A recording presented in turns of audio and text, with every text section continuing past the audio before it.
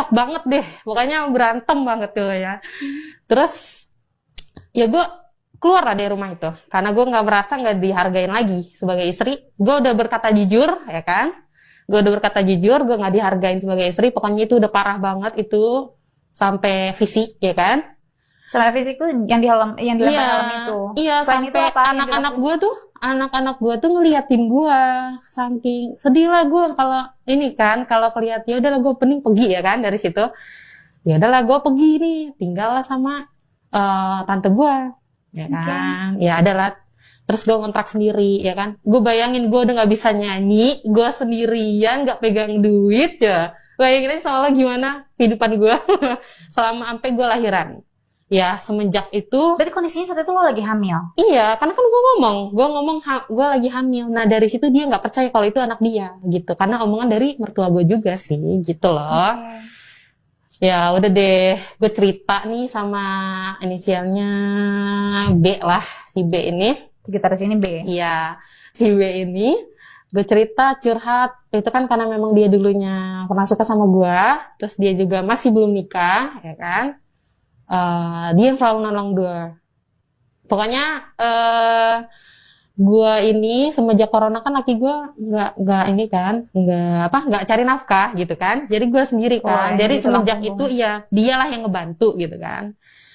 Pas semenjak gue ketahuan hamil, jadi dia yang nolongin gue, kayak bayar kontrakan lah, gue makan gitu kan. Sampai gue memenuhi hasrat gue lah, gue ML sama dia gitu. Berapa kali, tapi nggak banyak sih, cuman kan posisinya gue juga hamil ya kan. Pokoknya kita berdua nih pakai perasaan gitu loh. Pada akhirnya. Tapi maksudnya jauh, sorry gue agak flashback, maksudnya jauh sebelum lo hamil, lo pernah nggak main sama si gitaris ini yang biasa? Sama sekali tidak? Enggak. Dan itu lo jelasin sama suami lo? Iya, dia juga tahu kalau kita tuh temenan udah lama banget. Udah berapa tahun itu?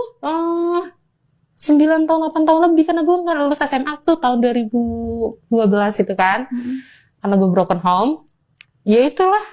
Jadi sama dia lah. Jadi dia tuh teman dekat gue. Dia tahu padahal dia teman dekat gue gitu loh. Tapi kenapa masih dituduh selingkuh? Ya gitulah.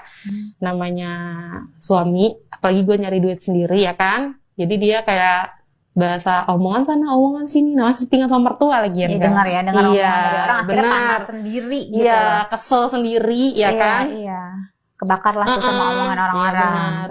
Ya gitulah jadinya.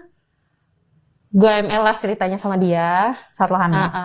Saat gue hamil. Tapi itu bener free utuh, itu bukan anak dia gitu lah. Gue tahu karena gue yang ngalamin nih, gue halangan aja gue tahu ya kan berapa kali gitu kan, gue ngitung gitu kan.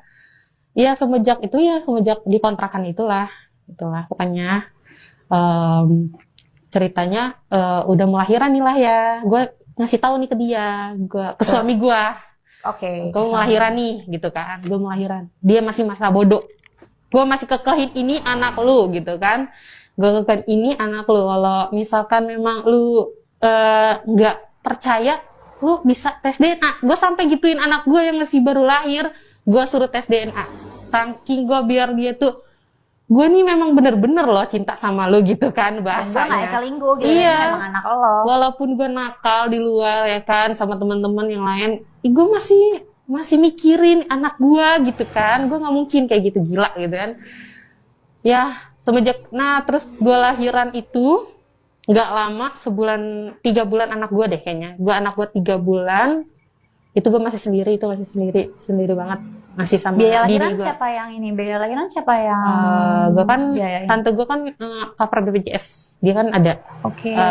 Masih BPJS lah ya, masih nggak terlalu banyak gitu kan, paling swab doang gitu kan.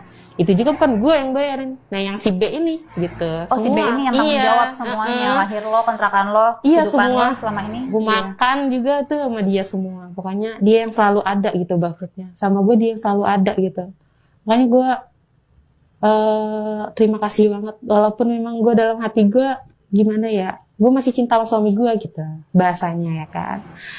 Terus gue tes DNA nih sama suami gue suruh tes DNA. Kalau memang bukan, ya udah lu ngelepasin gue, ceraiin gue, karena posisinya belum cerai, karena kan memang nggak boleh cerai kan pas lagi nih hamil ya kan. Nggak boleh cerai hamil.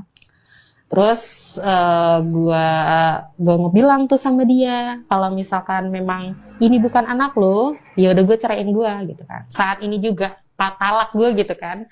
Ya udah deh kata dia. Ya udah mungkin karena tes DNA juga mahal ya kan duitnya. Gue nggak tahu deh, bodo amat lah. Itu duit dia, terserah dari orang tua dia apa siapa. Ya gue nggak terserah gue. Terserah lu dah gitu kan. Pas 3 bulan itu dia di tes DNA tuh sama dia, sama nggak tahu mertua gua, orang tua dia. Bener itu anak dia, sampai nangis, sampai minta maaf, meluk-melukin gua. Ya gitu deh, sampai meluk-melukin gua, sampai minta maaf nih, gitu kan, dia kan orang Sunda ya, maafin emak gitu kan, udah ngomongin apa bahasanya. Fitnah fitnah Neng gitu kan kita diem aja lah, ada rasa kesel ya kan, selama ini kemana gitu kan, kesel banget itu, sampai maksudnya sekarang sih udah mending, cuman rasa keselnya masih ada lah, karena masih baru kan Kak, anak gue juga belum setahun ya kan. Mungkin dari situ suami gue ada ngerasa masa bersalah lah bahasanya ya.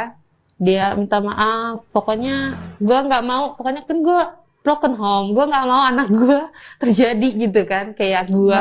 Iya. Hal yang sama, ya.